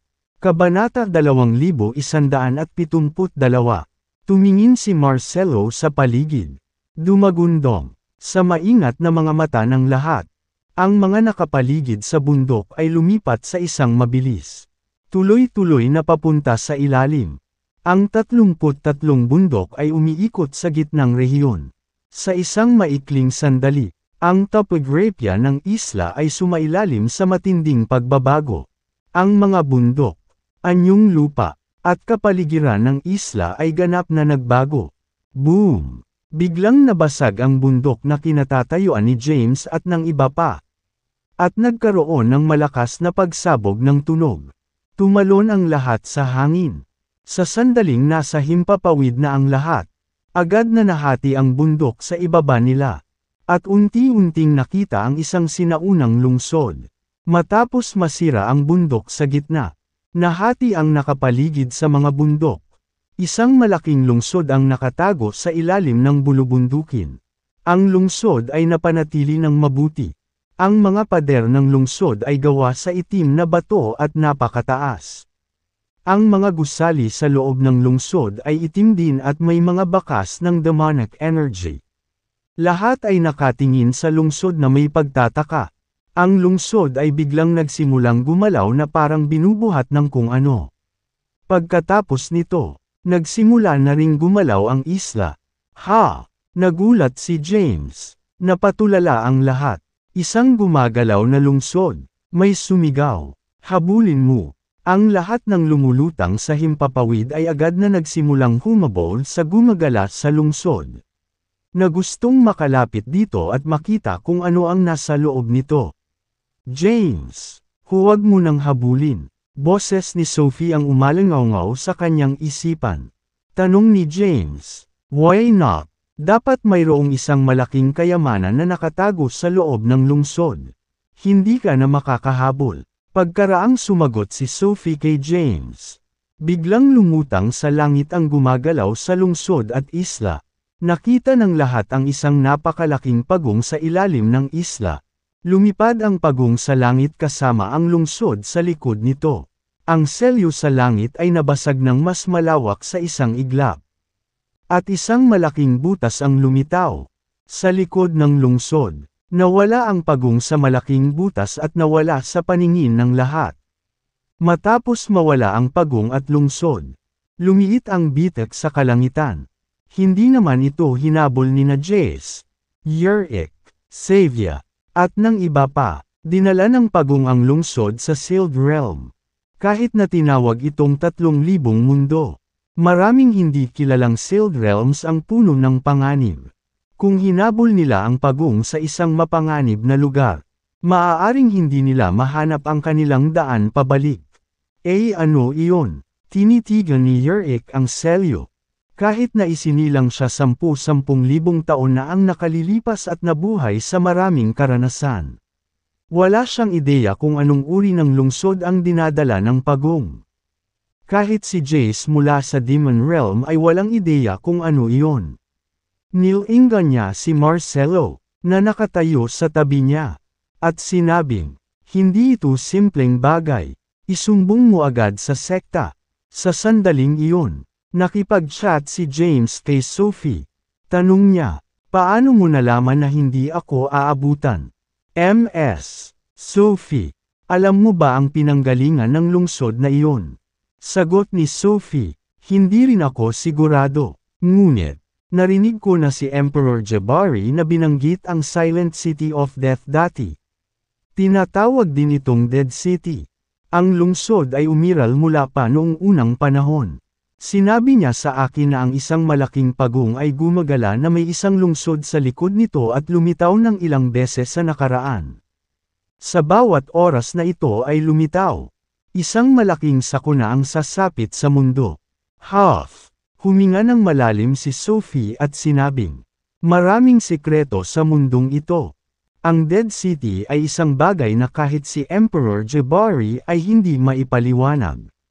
Hindi ko inaasahan na masasaksihan ko ito sa buhay ko. Nagtataka si James tungkol sa Dead City. Ngunit kahit si Sophie ay hindi gaanong alam tungkol dito. Ngumiti siya at sinabing, "You're quite powerful." Bigla mong na-activate ang formation. At lumitaw ang isang misteryosong nilalang. Kabanata 2173. Hindi ipinagmalaki ni Sophie ang papuri sa kanya ni James. Instead, she said lightly, "Bagaman malalim ang formation sa iyo, wala sa akin iyon. Ito ay isang napakasimpleng panlilinlang upang linlangan ang mata.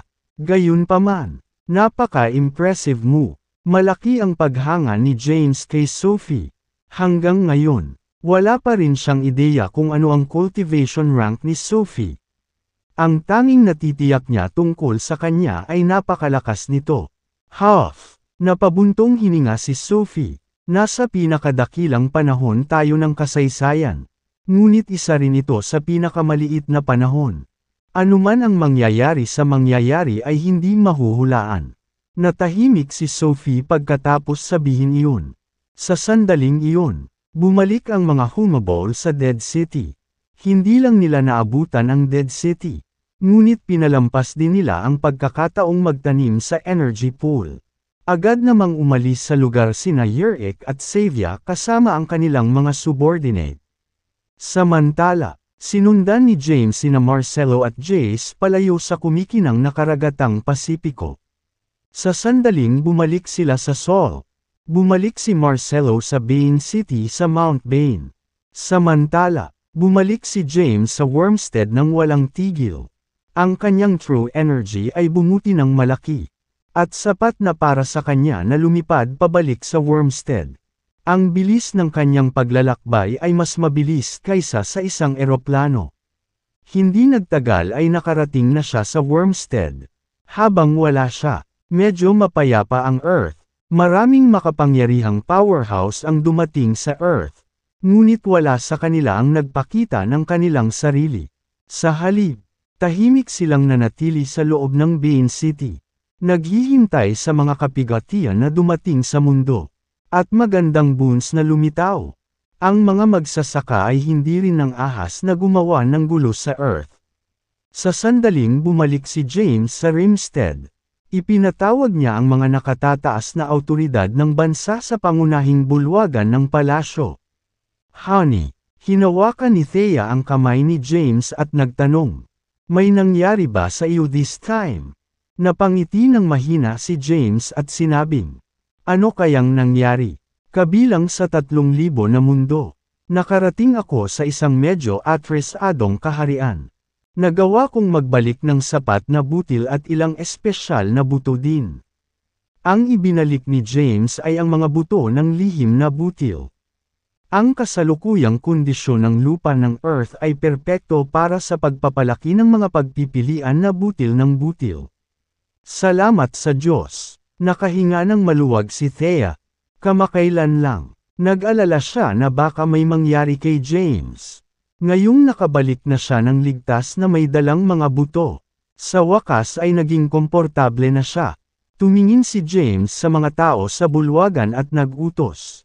Makipag-ugnayan kaagad kay Seoul, Lothian, Tacriers, at sa iba pang mga bansa. Pagkatapos, hatiin ang butil at pagkain sa kanila. Hanggat maaari tayong magtanim ng ating sariling pagkain. Tayong mga tao sa Earth ay magiging sapat sa sarili. Tumayo si Quincy at sinabing, "Ipauwi mo sa akin ang bagay na ito." Tumingin si James kay Henry, ang Blythe King, at Delaney at sinabing, "Salamat sa iyong pagsusumikap. Mula ngayon, kayong tatlo ay kailangang pumasok sa Celestial Abode at magsanay kasama ang 400,000 sundalo." Ang 400,000 sundalo ng Black Dragon Army ay nasa Celestial Abode pa rin. Ang 400,000 sundalo ay naganap ng 4 na pinuno. Ang 4 na napiling pinuno ay sina Henry, the Blythe King, Delaney, at Thea. Makapangyarihan si Thea, kaya hindi na siya kailangang magsanay sa kanila pansamantala. Sige, tumango ang tatlo. Pagkatapos, Binuksan ni James ang celestial abode at pinapasok ang tatlo. Inutusan din ni James ang mga tao na ilipat ang butil mula sa celestial abode. Sa lalong madaling panahon, ang butil, dinala niya pabalik mula sa lupain ng Tabal ay dinala sa kamalig ng pagkain ng Wormstead. Magkatabing naglakad sina James at Thea sa likod bahay ng Imperial Palace. Mahinang tanong ni Thea, "James, ano ang susunod mong plano?" Kabanata 2174. Sabi ni James, matagal na simula nang tumama sa Earth ang unang kalamidad. Gayunpaman, walang anumang providence. Gusto kong pumasok sa celestial abode para magsanay bago dumating ang probidensya para makuha ko ito. Medyo mahina si James kumpara sa ibang top powerhouses gaya nina Jace, Yurick, and the rest. Sa kanyang kasalukuyang lakas, ang pakikipagkumpetensya sa kanila para sa probidensya ay imposible. Gayunpaman, hindi maaaring makuha ang providence sa pamamagitan ng paggamit ng lakas lamang. Nangangailangan din ito ng kaunting swerte. Alam ni James na mas mahina siya kaysa sa kanila at gusto niyang magsanay ng mas mabuti. "Sasama ako sa iyo," sabi ni Thea. Bagamat malakas siya sa mga martial artist ng Earth, hindi niya kayang abutin ang mga cultivator mula sa ibang kaharian. Si Thea ay isa ng Herculean. At sa four-quadrant art, kaya niyang pumatay ng mga powerhouse sa Immortal Ascension. Gayunpaman, ang kanyang lakas ay malayo sa sapat. Hindi na niya kayang makipagsabayan sa mga outsiders.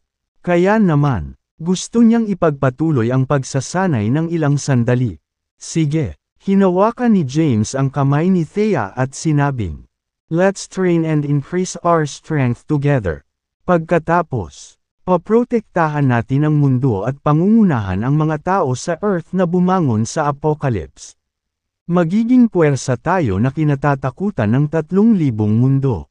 Malaki ang ambisyon ni James.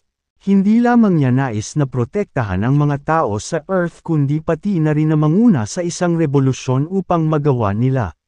Maging isang malakas na pag-iral na kahit na ang mga pangkat ng Orthodox ng 3,000 mundo ay kinatatakutan. Kahit alam niyang matatagalan para makamit ang ganoong tagumpay, ayaw niyang magbigay. Pagkatapos ng maikling chat, nagtungo si Thea sa Celestial Abode para magsanay.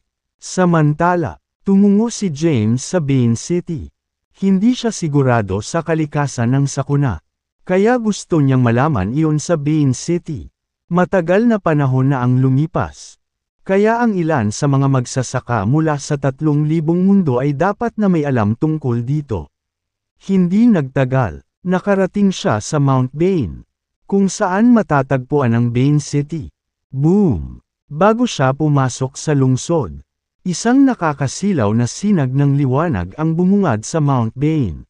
Ang liwanag na sinag ay pumailan lang sa langit.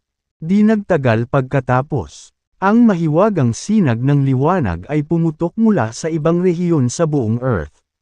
Sa paglitaw ng mga liwanag na sinag, lumitaw ang ilang hindi kilalang mga bundok sa buong Earth. Naglalaman ang mga ito ng puro dami ng Empyrean Spiritual Energy. Ang Empyrean Spiritual Energy ay mabilis na sumanib sa kapaligiran ng Earth. Ang Empyrean Spiritual Energy ng Earth ay unti-unting lumakas. Anong nangyari? Ano ang mga ilaw na ito? Pinakabagong balita mula sa aming istasyon.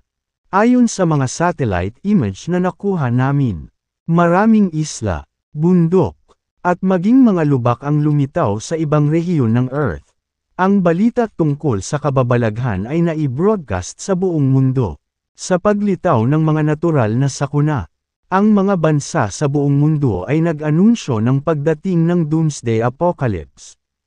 Ang mga nakaligtas na tao sa buong mundo ay umangkop na sa nagbabagong mga pangyayari. Ang bagong paglitaw ng mga hindi kilalang lugar ay nagdulot lamang ng ilang mga sorpresa. Hindi nagpakita ng pagkabalisa o panik ang publiko. Sa pagkakataong iyon, naguguluhan din si James. Hindi pa nabubuksan ang selyo. Bakit napakaraming hindi kilalang rehiyon ang lumalabas na? Samantala, ang outsider sa City Bean ay naging hindi kapani-paniwalang nasa sabik. Ang Providence ay narito na sa wakas. Bago mabuksan ang selyo, 4 na kalamidad at 4 na Providence ang sasapit sa lupa. Ang unang Providensya ay magiging akin. Haha, after so long, sa wakas nandito na. Ang ilang mga outsiders, na may tiwala sa kanilang lakas, ay nasa sabik na parang tiyak na makakamit nila ang biyaya na malapit ng lumitaw. James, nagpakita na ang Providence. Boses ni Sophie ang narinig sa isip ni James. Nang marinig iyon, bumili ng tibok ng puso ni James. Tanong niya, nandito na, so soon. Kabanata 2175. Hindi inaasahan ni James na lilito ang Diyos ng ganoon kaga. Siya ay naglakbay sa Bean City upang magtanong tungkol sa Providensya na lilito pagkatapos ng unang kalamidad. Pagkatapos, nagplano siyang magsanay sa pag-iisa sa loob ng kamara ng oras ng ilang panahon upang magsagawa ng kanyang lakas upang makipagkumpetensya para sa Diyos. Sa hindi malamang pagkakataon, lumitaw ang Diyos nang siya ay dumating sa Mount Bain. Sa sandaling iyon, ang mga liwanag na sinag ay sumasabog mula sa Mount Bain.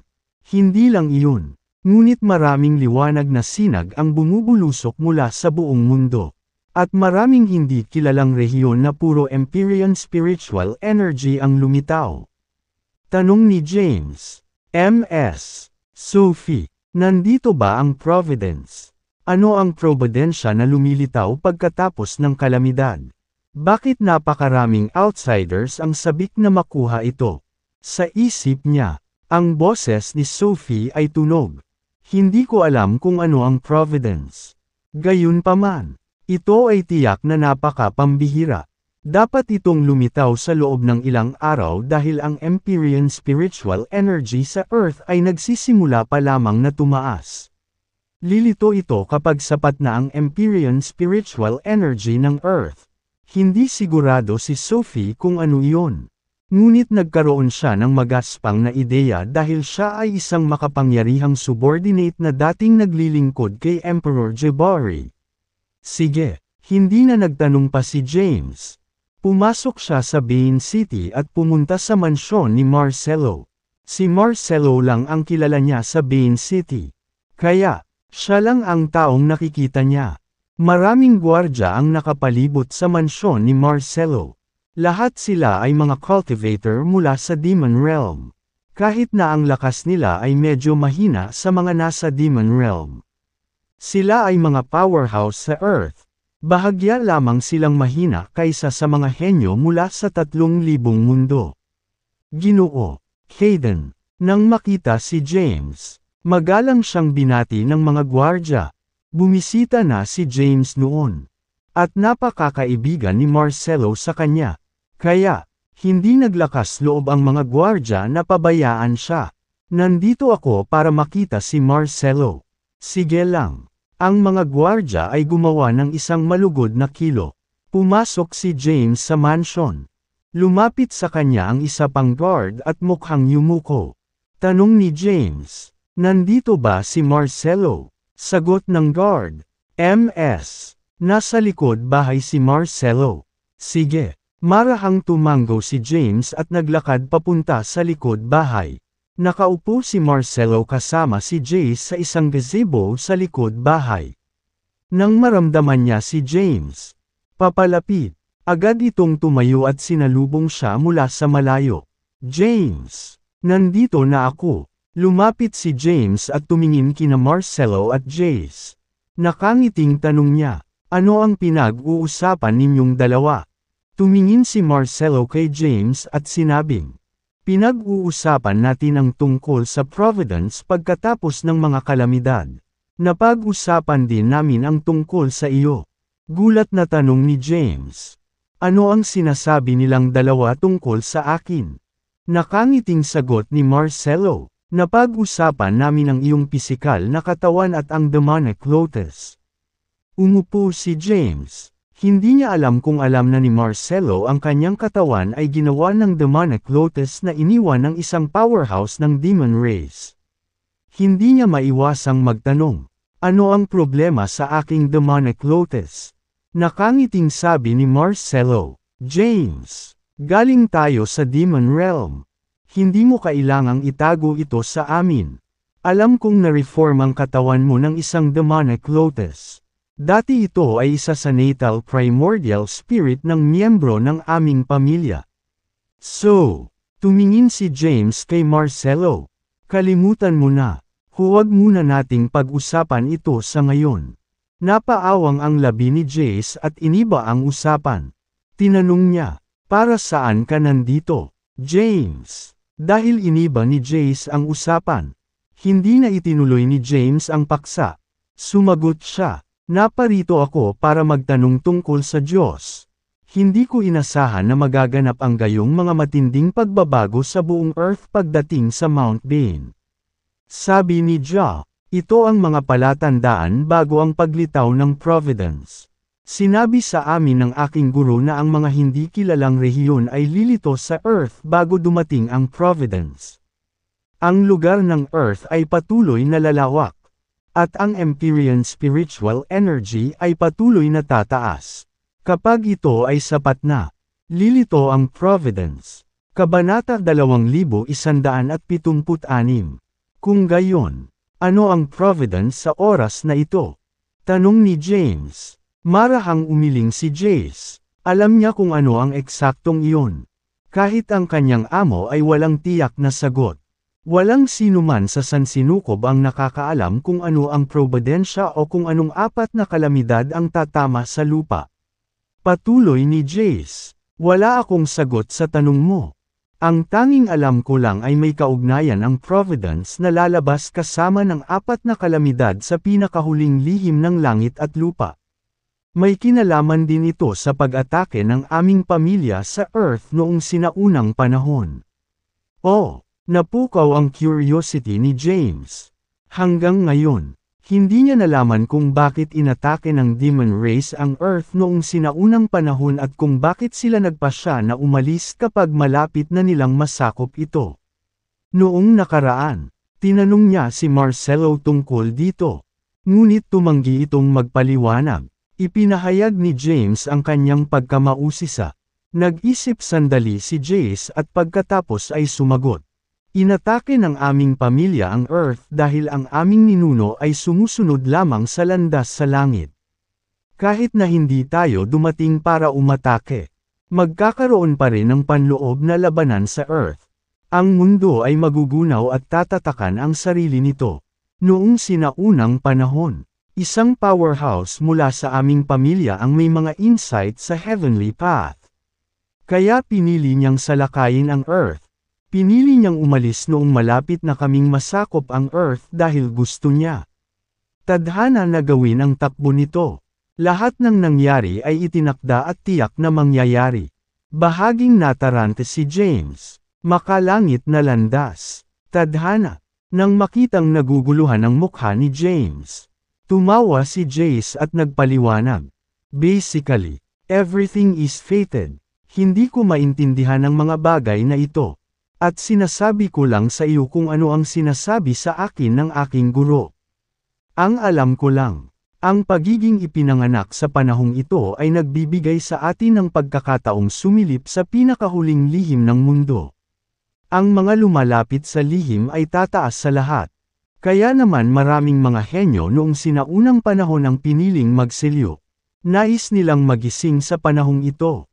Nakatingin sila sa probidensya at gustong lumapit sa sukdulang lihim ng mundo upang maging pinakamalakas na nilalang sa mundo. Naiintindihan naman ni James ang ilan sa mga sinasabi niya pero nalilito pa rin. Naiinip na si Jace at sinabing, kahit ipaliwanag ko sa iyo ang mga bagay-bagay, hindi mo maiintindihan. Ito ay isang mahirap na bagay na sumisid ng malalim. Naguguluhan. Sinabi ni James. Fine. Itinaas ni Marcelo ang kanyang baba at tumingin kay James. Nagtanong, James, mayroon bang powerhouse mula sa sinaunang panahon sa Earth? Tumingin si James sa kanya ng may pagdududa at nagtanong. Bakit mo na itanong iyan? Sinabi ni Marcelo. Ang isang powerhouse lamang mula sa sinaunang panahon ay makakatulong sa iyo na ganapin at baguhin ang iyong katawan gamit ang demonic lotus. Ngumiti si James ngunit hindi sinagot ang tanong. Paalala ni Jace sa kanya. Marcelo, napaka-personal na tanong niyan. Dapat mong igalang ang kanyang privacy. Sa unang pagkakataon, naramdaman ni James na medyo palakaibigan si Jace. Fine, sagot ni Marcelo at hindi na itinuloy ang bagay na iyon. Pagkatapos, nagkwentuhan ang tatlo tungkol sa iba pang mga bagay. Pagkatapos, nagpasya si James na manatili muna sa mansyon ni Marcelo. Ang buong mundo ay napuno ng kumikinang na puting ilaw. Samantala, iniingatan ang Celius sa langit. Nagpapalabas ng Empyrean spiritual energy. Ang enerhiya na ito ay kumakalat sa buong Earth at sa mga halaman at hayop sa Earth. Kahit na ang mga ordinaryong tao sa Earth ay nabasa ng espiritual na Empyrean energy. Binago nito ang kanilang pisikal na katawan upang maging mas malakas at angkop para sa paglilinaw. Ipinaliwanag ito ni Marcelo bilang regalo mula sa langit at lupa. Hindi hahayaan ng langit na mawala ang sangkatuhan. Kaya, ang mga pagkatapos ay ibibigay sa mga tao ng bawat kalamidad. Ang Empyrean spiritual energy ng Earth ay patuloy na lumago sa loob ng 3 araw. Pagkaraan ng 3 araw, lumitaw ang isang pangitain ng langit at lupa. Kabanata 2177. Nanatili si James sa Bain City ng 3 araw. Sa madaling araw, nagkaroon ng langit at lupa na pangitain. Isang illusory gate ang lumitaw sa kalangitan sa itaas ng Bain City. Sa gate, may ilang salita. Nitong mga nakaraang araw, si James ay nagtatanim sa looban. Napansin niya agad ang illusory gate na lumitaw ito. Sandali niya itong tinitigan ngunit hindi niya mabasa ang mga salitang lumulutang dito. Sila ay napaka-misteryosong sinaunang salita. Tila nabuhay sila at patuloy na nagbabago. Hindi nagtagal, lumitaw sina Marcelo, Jace, at ilang mga malalakas na tauhan ng demon race. Lumapit si James kay Marcelo at nagtanong. Tingnan mo doon. Kakalabas lang ng illusory gate na iyon. At konektado sa selyo sa langit. May ilang salita sa gate. Nababasa mo ba ang mga salita? Bago pa makasagot si Marcelo, sumagot si Jace. Nababasa ko ito. Tumingin si James kay Jace at nagtanong. Ano ang ibig nilang sabihin? Space-time portal. Gulat na tanong ni James. Space-time portal. Ano nga ba ang ibig sabihin nito? Umiling si Jace at sinabing, hindi ako sigurado. Kung hindi ako mali, ang gate ay konektado sa isang tiyak na espasyo. Ang pagdaan sa gate na ito ay maaaring lumabas sa isang hindi kilalang oras o espasyo. Tanong ni James, ito ba ay isang espasyo sa loob ng isa sa mga sealed realms? Umiling si Jace at sumagot, not necessarily. Maaaring ito ay isang sealed realm o ilang uri ng espasyo. Kung ano yun, kailangan mong pumasok sa loob para malaman mo. Ang tarangkahan ba na ito ang tinatawag na providence pagkatapos ng unang kalamidad? Tanong ni James. Tumango si Jace. Malamang, sa sandaling iyon, maraming tao ang lumitaw sa langit. Ang mga taong ito ay lumukso sa kalangitan mula sa Bain City at pumasok sa ilusyon na tarangkahan ng walang anumang pag-aalinlangan.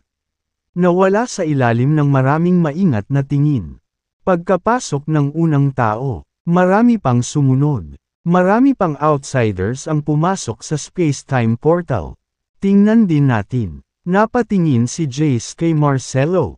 Lumingon si Marcelo kay James. Gayunpaman, nag-alinlangan si James. Wala siyang ideya kung ano ang space-time portal o kung saan siya dadalhin. Magiging mahirap kung hindi siya makakabalik sa Earth. Nagdadalawang isip siya kung susundin niya ba sila o hindi. Naramdaman ang pag-aalinlangan ni James. Sinabi ni Marcelo. Let's go, James. Magiging maayos. Kung may pasukan, dapat may labasan. Ito ay isang space-time portal na humahantong sa isang hindi kilalang lugar. Isang malaking kayamanan ang dapat nakatago sa loob nito. Bahaging umubo si James. Ahem. Kahit na mayroong isang malaking kayamanan sa loob nito, maaaring hindi ako makakuha ng pagkakataong makuha ito. Mayroong maraming mga powerhouse mula sa 3,000 mundo na naruroon. Ang ilan sa kanila ay nagising lamang mula sa kanilang mga selyo pagkatapos ng 10 o daan-daang libong taon. Sa napakaraming powerhouse na nag-aagawan para dito, mahihirapan akong makuha ito. Napabuntong hininga si James. Bagamat pinaalalahanan siya ng tagapag-alaga na kailangan niyang makuha ang kayamanan mula sa Providence anuman ang mangyayari. Batay sa kasalukuyang sitwasyon, hindi magiging madali para sa kanya na talunin ang iba pang mga kakompetensya. Nakangiting sabi ni Marcelo, hindi ito isang bagay na makukuha sa lakas lamang. Ang isa ay nangyari din ng kaunting swerte. Fair na. Hindi masakit para sa iyo na suriin ito. Pagkatapos magsalita, nagpa siya si James at nagpa siya na tingnan. Sige, marahang tumango si James. Let's go. Udyok ni Jace. Tumalon siya sa kanya, at sumunod sa likuran ang kanyang nasasakupan. Sumunod din si Marcelo kay James. Lumitaw sila sa harap ng space-time portal. Kabanata 2178. Ang gate ay nag-hover sa kalangitan at nasa tabi mismo ng basag na selyo na nag-uugnay sa Earth sa 3,000 na mundo. Napakalaki ng gate, na may taas na 100 metro. Isa pang hilera ng mahiwagang sinaunang salita ang makikita sa tarangkahan.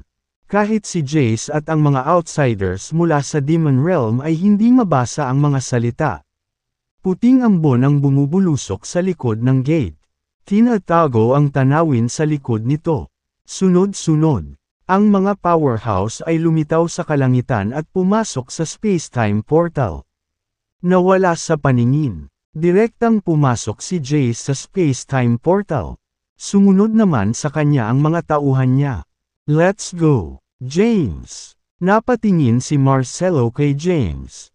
Sige, tumango si James. Sabay na pumasok ang dalawa sa space-time portal. Naramdaman ni James ang isang malakas na puwersa na tumawid at pumuligid sa kanya sa sandaling pumasok siya sa space-time portal. Sa sandaling iyon, nawalan siya ng kontrol sa kanyang katawan. Pinaka siya ng kapangyarihan. At isang malakas na puwersa ng pagsipsap ang nagmula sa loob ng space-time portal. Nahinayla siya papasok. Nakaramdam siya ng pagkahilo at halos mawalan ng malay. Ang sitwasyon ay tumagal ng halos 5 segundo. Pagkalipas ng 5 segundo, lumitaw si James sa isang hindi pamilyar na lugar. Pinagmasdan niya ang paligid. Ito ay isang mundo na hindi niya nakilala. Natagpuan niya ang kanyang sarili sa isang pangunahing kagubatan sa loob ng isang bulubundukin na napapaligiran ng matatayog na puno. Maririnig mula sa loob ng kagubatan ang dagandong ng mga hindi kilalang nilalang. Tumalon si James ng ilang libong metro sa ere at pinagmasdan ang paligid. Sa kanyang paningin, ang tanging nakikita niya ay mga bundok. Ano ang lugar na ito? Naguguluhan si James. Saan nagpunta si Marcelo? Laminggalinga siya sa paligid ngunit nataranta nang hindi niya makita si Marcelo. Sabay silang pumasok sa space-time portal. Ngunit wala siya kahit saan. Hindi kaya dinala sila sa ibang lugar. Maligayang pagdating sa Provenance. Habang malalim ang iniisip ni James, may narinig akong boses mula sa kalayuan. Sino nandyan? Maingat na inilibot ni James ang paligid. Muling tumunog ang boses. Ang Provenance ay isang mahiwagang at hindi pangkaraniwang mundo. Mula ngayon, sa oras na makumplito mo ang bawat hamon, ang oras ay babalik ng kaunti. Kung mas komplikado ang hamon, maraming oras ang magre-rewind. Babaybayan ang nakaraan at tuklasin ang pinagmulan ng mundo.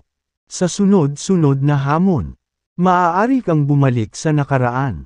Pagkatapos makumplito ang sapat na mga hamon, babalik ka sa panahon kung kailan unang nilikha ang mundo.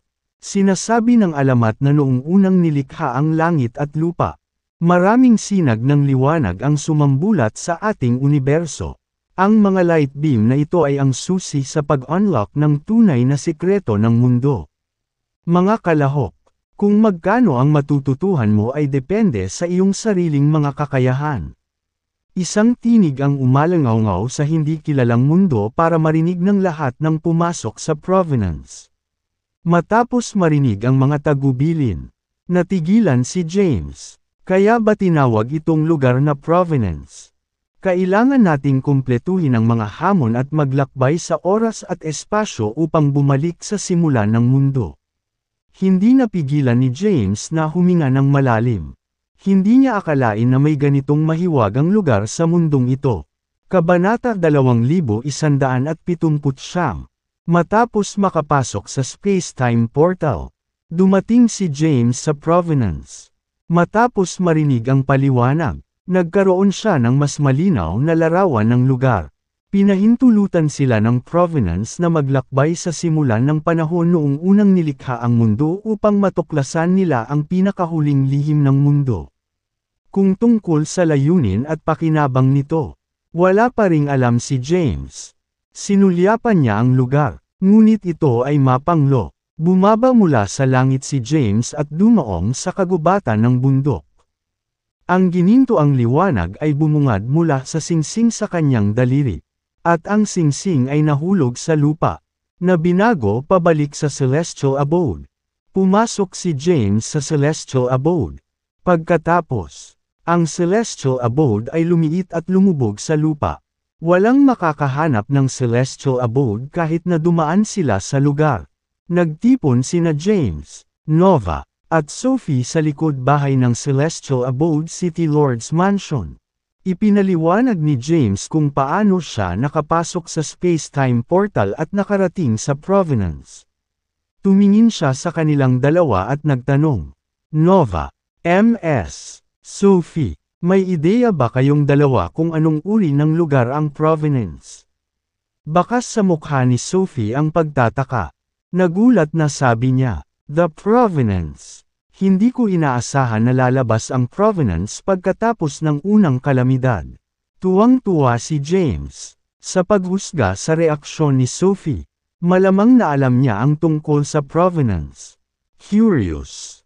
Tanong niya, Ms. Sophie, anong klaseng lugar ta? Sumagot si Nova, na nakatayo sa isang tabi. Ang pagpasok sa provenance ay pangarap ng bawat powerhouse. Ang mga makakarating sa Emperor rank ay nais na pumasok sa provenance at oras upang malaman ang tunay na sekreto ng mundo para makalusot sila sa isang hindi pa nagagawang ranggo. Tumango si Sophie. Oo, tama siya. Gayunpaman, ang paghahanap ng provenance ay napakahirap. Kahit na ang isang tao sa Emperor rank ay kailangang magbayad ng mabigat na halaga para makapasok sa provenance. Hindi ko inaasahan na unang providence na lumilitaw sa maliwanag na panahon na ito ay ang provenance. Pagpapatuloy ni Nova, noong nakaraan, binanggit ni Emperor Jabari na maraming powerhouse ang nakapasok sa provenance. Naabot na ng mga taong ito ang limitasyon sa paglilinaw at hindi na makalusot. Kaya, pumasok sila sa provenance upang hanapin ang sukdulang sikreto ng mundo para sa kanilang paglilinang. Gayunpaman, ang lahat ng mga powerhouse na ito ay nakapasok sa provenance ay hindi umabot sa simulan ng panahon. Ayon ang walang makakarating sa simulan ng panahon. Gayunpaman, hindi mabilang na mga dakilang emperador ng nakaraan ang pumasok sa provenance. Puno ito ng kayamanan. Kung maaari mong makuha ang ilan sa mga ito, ito ay lubos na makikinabang sa iyo. Si Nova at Sophie ay maikli na nagbahagi ng kanilang kaalaman tungkol sa provenance. Ito ay umiral mula pa noong simula ng mundo. Ngunit walang nakakaalam kung bakit ito nilikha. Ang tanging magagamit na impormasyon ay ang isang tao ay maaaring maglakbay pabalik sa simulan ng panahon sa pamamagitan ng pagkumpleto sa mga hamon ng landas sa langit. Kung mas maraming hamon ang nakumpleto ng isang tao, mas malayong maglakbay ang isang tao. Kung mas komplikado ang mga hamon, mas maraming oras ang maaaring maglakbay ng isa.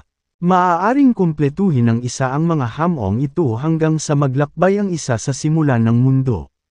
Tumingin si Sophie kay James at nakangiting sinabi, "Remember, James, isinasantabi ang lahat ng iba pa.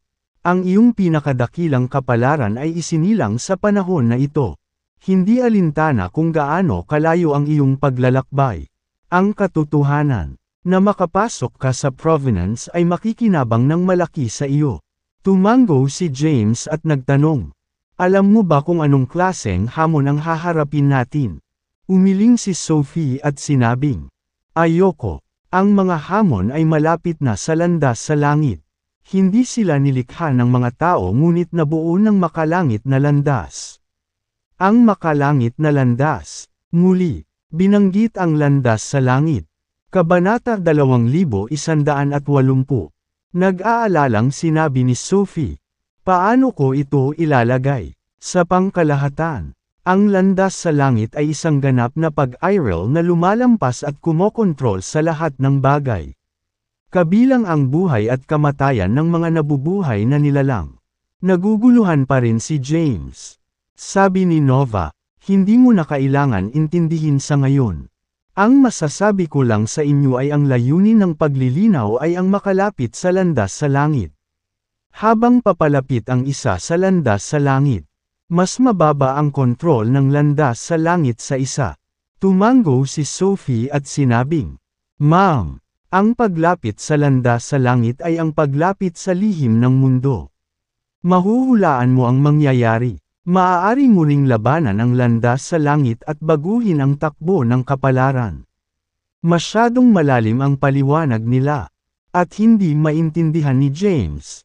Tanong ni James, "Kung gayon, ano ang dapat kong gawin ngayon?" Sumagot si Sophie, "Lumabas ka at kumpletuhin ang mga hamon." Siyempre, tumango si Nova at sinabing, "Oo, tama si Sophie." Dagdag pa, "Sa tingin ko ay napaka-unusual para sa provenance na lumitaw ngayon. Sa ilalim ng normal na mga pangyayari, ang mga nasa emperor rank lamang ay maaaring makapasok sa provenance. Gayunpaman, sa pagkakataong ito, bukas ito sa lahat ng anuman ang kanilang ranggo. Sa tingin ko, sadyang ibinigay ng Heavenly Path ang pagkakataong ito sa lahat." Pagyaya ni Sophie kay James. "Good luck, James. Naniniwala akong magagawa mo ito. Makikinabang ka ng husto kung makakarating ka sa simula ng panahon at matututunan mo ang lihim ng mundo." Tumango si James at sinabing, "Sige, pagkatapos, babalik ako sa labas. Ipagpatuloy mo. Ipagpatuloy mo." Ikanaway ni Sophie ang kanyang kamay. Muling lumitaw si James sa labas ng mundo. Nag-iisip. Isang pagsabog ng gininto ang liwanag ang lumitaw sa lupa at muling nag-transform sa isang singsing na dumudulas pabalik sa daliri ni James. Tumingin si James sa paligid at pinagmasdan ang primitive na bulubundukin. He murmured, "Kailangan kong maglakbay pabalik sa simulan ng panahon. Ang landas sa langit. Parang hindi maarok ang lahat. Ngunit, paano ko tatanggapin ang mga hamon?" Natarante si James. Habang sinusubukan niyang alamin iyon, may narinig siyang boses. "Ang bawat kilo at salita mo sa provenance ay magdudulot ng hamon. Gayunpaman, ito ay isang napakadelikadong lugar, at maaari kang mamatay kung hindi ka mag-iingat." Swoosh! Biglang may puting liwanag na bumaba mula sa langit. Isang puting token ang lumitaw sa harap ni James. Nagpatuloy ang boses na nagpapaliwanag. Lahat ng mga nilalang sa loob ng provenance ay bibigyan ng proteksyon. Kaya, kung sakaling makatagpo ka ng isang mapanganib na sitwasyon, durugan ang token na ito. Ay teleport ka ng provenance. Siyempre, Ang pag-alis ay hindi rin nawawala ang iyong hamon. Kinuha niya ang puting token sa harap niya at itinago iyon. Bumulong si James. Tiyak na ito ay isang mahiwagang lugar. Hindi ko inaasahan na mapoprotektahan pa rin ako pagkatapos pumasok sa Provenance. Ibig bang sabihin ay sadyang pinuprotektahan tayo ng Heavenly Path? Hanggang ngayon ay hindi pa rin niya alam kung sino ang kausap niya. Di kaya'y may misteryosong powerhouse na nakatago sa Provenance. Kinokontrol ba niya ang lahat sa loob ng Provenance? Ang ideyang iyon ang pumasok sa isip ni James. Gayunpaman, mabilis niyang inalis ang iniisip. Sinabi nina Sophie at Nova na ang Provenance ay isang hindi pangkaraniwang lugar. Kaya, walang ordinaryong nilalang na may kontrolin ang lugar na ito. Ang nilalang na kumokontrol dito ay tiyak na ang pinakamataas na landas sa langit. Ito ay ang makalangit na landas na nalampasan ang lahat. Suck! James! Siguradong hindi maiiwasan ang mga kalaban. 2/3. Habang malalim ang iniisip ni James, isang tawa ang umalangaw sa di kalayuan.